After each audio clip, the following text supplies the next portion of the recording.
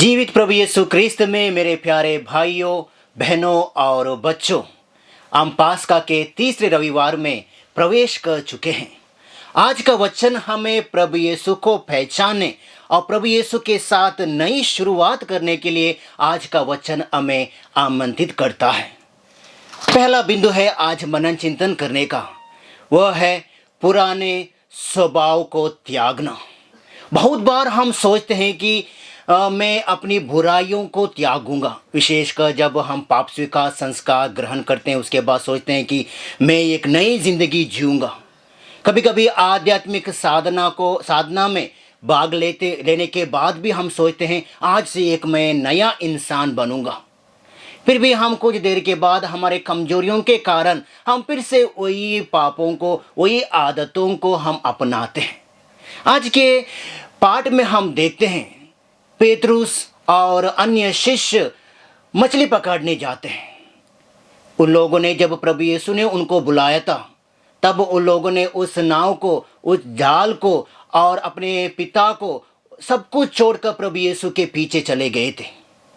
और प्रभु यीशु के मृत्यु के बाद, पुनर्जीवित होने के बाद भी वही जाल, वही आदतें, वही कार्य के लिए फिर से वे लोग फिर से जाते हैं। क्यों? क्योंकि उन लोगों ने सोचा है कि प्रभु उनके लिए मर गए हैं। और हम आगे देखते हैं उस रात में उन्हें कुछ नहीं मिला। क्यों उन्हें कुछ नहीं मिला? क्योंकि प्रभु यीशु उनके जीवन में मर चुका था।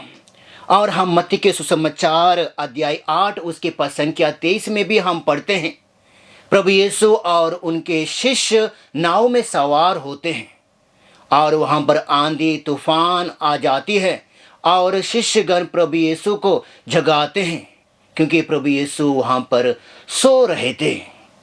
और प्रभु यीशु को वो लोग जगाते हैं और कहते हैं हम डूब रहे हैं, हमें बचाइए।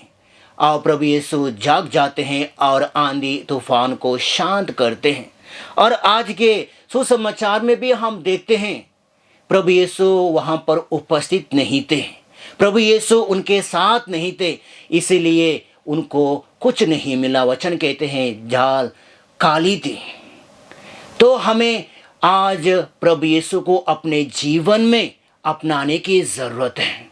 यदि हमें प्रभु यीशु को अपने जीवन में अपनाना है तो हमें सबसे पहले प्रभु यीशु को पहचानने की ज़रूरत है। प्रभु यीशु उनके बीच में थे, फिर भी शिष्यों ने उन्हें नहीं पहचाना।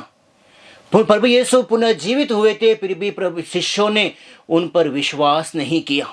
बहुत बार हम भी ऐसे ही बहुत बार प्रभु यीशु को पहचानते नहीं हैं क्योंकि प्रभु यीशु हमारे जीवन में सो रहे हैं, प्रभु यीशु हमारे जीवन में पुनर्जीवित नहीं हुए हैं। इसलिए आज वचन हमें बुलाता है कि हमें प्रभु यीशु को जगाने की ज़रूरत है, पुनर्जीवित प्रभु यीशु को पहचानने की ज़रूरत है, तभी हमारी जाल भरेगा। जैसे आज के समाचार में हमने देखा जाल भर गई जब प्रभु यीशु उनके बीच में आया। जब प्रभु यीशु नींद से उठ गए थे, जब शिष्यों ने प्रभु यीशु को जगाया था, तब वहाँ पर आंधी तूफान शांत हो गया। और दूसरा बिंदु है आज मनन चिंतन करने के लिए, वहाँ पर शिष्य और प्रभु यीशु के बीच में वार्तालाप। वहाँ पर हम देखते हैं शिष्य और प्रभु यीशु वार्तालाप करते हैं। वार्तालाप करने के बाद वो लोग प्रभु यीशु को पहचानते हैं। नाव में कौन थे? नाव में शिष्य, प्रभु यीशु के शिष्य थे और कोई नहीं थे। जिन शिष्यों ने प्रभु यीशु को 3 बार अस्वीकार किया था, जो शिष्य प्रभु यीशु को जब गेसेमनी बारी में पकड़े थे तब डर के मारे वहाँ से भाग गए थे प्रभु यीशु को छोड़कर। और हम देखते हैं प्रभु यीशु जब गेसेमनी बारी में प्रार्थना करने जाते हैं, प्रभु यीशु 3 शिष्यों से कहते हैं प्रार्थना करो, क्योंकि प्रभु यीशु को प्रार्थना की ज़रूरत है, किंतु प्रभु शिष्यगण वहाँ पर सो जाते हैं। वही शिष्य उस नाव में थे और हम देखते हैं वहाँ पर प्रभु यीशु उनके साथ वार्तालाप करते हैं। और सोचने की बात है मेरे प्यारे भाइयों और बहनों, प्रभु यीशु वहाँ पर पुरानी बातों को याद नहीं दिलाता है। तुम क्यों मुझे छोड़कर यहाँ से भाग गए थे? जब मुझे सैनिकों ने पकड़ा था, क्यों मुझे मुझे छोड़कर भागे थे? क्यों तूने मुझे 3 बार अस्वीकार किया? जब मैंने बोला प्रार्थना करो, क्यों तुम लोग सो गए थे? यह कुछ नहीं पूछता है। वो सिर्फ एक ही प्रश्न उसने पूछा, क्या तुम मुझसे प्यार करते हो? क्या तुम मुझसे प्यार करते हो?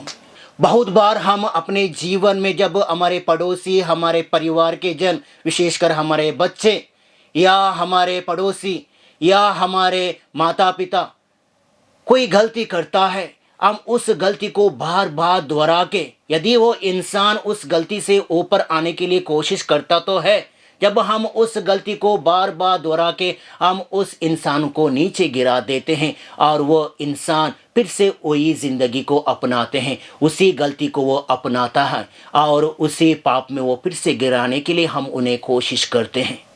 किंतु आज हमें प्रभु यीशु से सीखना है, कैसे प्रभु यीशु ने अपने शिष्यों से कहा, शिष्यों से पूछा, तुम मुझसे प्यार करते हो? एक बार नहीं, 2 बार नहीं, 3 बार प्रभु यीशु ने पेतरुस से पूछा, क्या तुम मुझसे प्यार करते हो? मेरे प्यारे भाई और बहनों, वही प्रश्न आज प्रभु यीशु हमसे पूछते हैं, आपसे पूछते हैं, सबसे पूछते हैं, क्या तुमसे प्यार करते हो? क्या मेरा उत्तर क्या है? क्या प्रभु मैं आपसे प्यार करता हूँ? बहुत बार हम इस प्रश्न को दोहराएंगे, उत्तर को भी दोहराएंगे।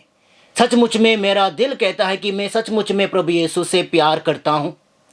आज हमें मनन चिंतन करने की ज़रूरत है। जब प्रभु यीशु की आशीषें हमारे जीवन में बरसाता है या हमारे जीवन में आ जाती है, क्या मैं यह उत्तर कह सकता हूँ, प्रभु मैं आपसे प्यार करता हूँ? जब मेरे सामने दुनियाई चीज़ें सब कुछ प्रस्तुत हैं, मेरे लिए कोई कमी नहीं है, क्या मैं इस उत्तर को कहने के लिए तैयार हूँ, प्रभु मैं आपसे प्यार करता हूँ? आज हमें मनन चिंतन करने की ज़रूरत है। क्या मैं सचमुच में प्यार करता हूँ? प्रभु हमसे 1 बार नहीं, 2 बार नहीं, 3 बार नहीं, बार बार हमसे यही प्रश्न करते हैं, क्या तुम मुझसे प्यार करते हो? क्या तुम जब पाप करते हो, क्या तुम मुझसे प्यार करते हो? क्या तुम दुनियाई चीज़ों में गिर रहे हो, क्या तुम मुझसे प्यार करते हो? जब लोग, तुम्हारा पड़ोसी, तुम्हारा पति, तुम्हारा पत्नी प्यार करते हैं, क्या तुम मुझसे प्यार करते हो? तो आइए मेरे प्यारे भाई और बहनों, हम प्रभु से प्रार्थना करें। विशेषकर जब हम पुराने आदतों को त्यागने के लिए हम प्रभु यीशु से प्रार्थना करें।